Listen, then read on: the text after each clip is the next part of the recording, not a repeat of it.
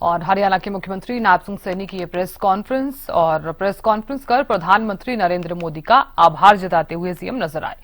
CM ने Adampur airport का नाम श्री गुरु रविदास के नाम पर रखने के ऐतिहासिक फैसले का स्वागत किया। उन्होंने कहा ये फैसला आने वाली पीढ़ियों को प्रेरित करेगा। केंद्रीय बजट पर विपक्ष को घेरते हुए मुख्यमंत्री ने कहा कि पीएम मोदी ने हरियाणा को उम्मीदों से बढ़कर दिया है। उन्होंने तंज कसा कि कांग्रेस जितना अपने शासनकाल में सोच भी नहीं सकती थी, उससे कहीं अधिक मोदी सरकार ने दिया है। इसी के साथ ही मुख्यमंत्री नायब सिंह सैनी ने यह भी कहा कि ये भी जोड़ा कि कांग्रेस को बजट समझने के लिए काउंसलिंग की जरूरत है। आज जी महाराज की जयंती के अवसर पर जो कार्यक्रम आयोजित कर इसका नामकरण किया गया है, ये संत शिरोमणि गुरु रविदास जी महाराज को सच्ची श्रद्धांजलि है। उनके द्वारा दिए गए जो प्रवचन हैं, समता, करुणा और सेवा के मूल्य आज भी समाज को प्रेरित कर रहे हैं। हमें एक समरस, न्यायपूर्ण और मानवीय समाज के निर्माण की दिशा में आज भी उनकी वाणी हम सब का मार्गदर्शन करती है।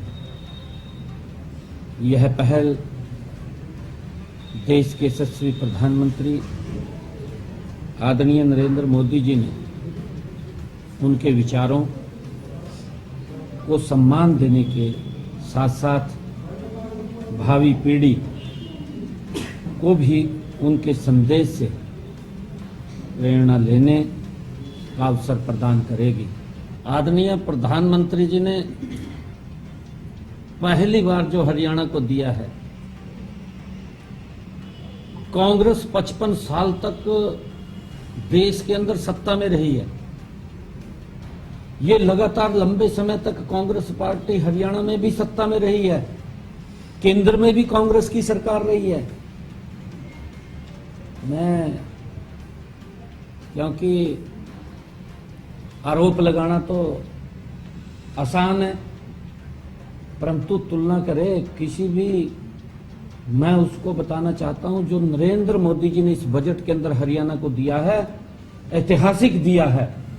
आज तक इतना किसी सरकार ने नहीं दिया जो नरेंद्र मोदी जी ने हरियाणा को दिया है। राखी गढ़ी को लेकर जिक्र हुआ। राखी गढ़ी से भी अलग मैंने कहा है कि नरेंद्र मोदी जी ने ऐतिहासिक हरियाणा को इतना दे दिया है इस बजट के अंदर कि कांग्रेस के सपने से भी बाहर है। क्योंकि वो सत्ता में रहे, मैं इसलिए सपने से कह रहा हूं, वो सत्ता में कभी लाने में नाकामयाब रहे हैं नरेंद्र मोदी जी ने।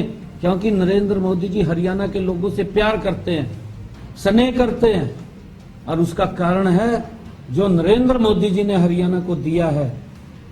आज हरियाणा को नंबर 1 के ऊपर दिया, नंबर 1 के ऊपर। उसको आंकड़े ध्यान करने चाहिए क्या दिया है, उसको पता नहीं, ऐसे गुमराह मत करना चाहिए।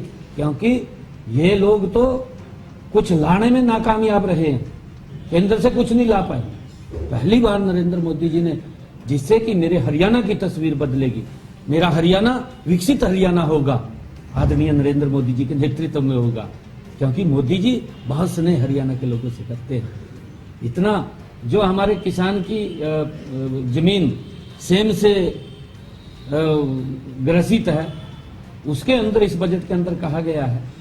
इस बजट के अंदर इंडस्ट्री, एमएसएमई के बारे में कहा गया है और एआई के बारे में कहा गया है। इसका सबसे बड़ा लाभ अगर किसी को मिलने वाला है तो हरियाणा के ही युवाओं को मिलने वाला है, हरियाणा के लोगों को मिलने वाला है।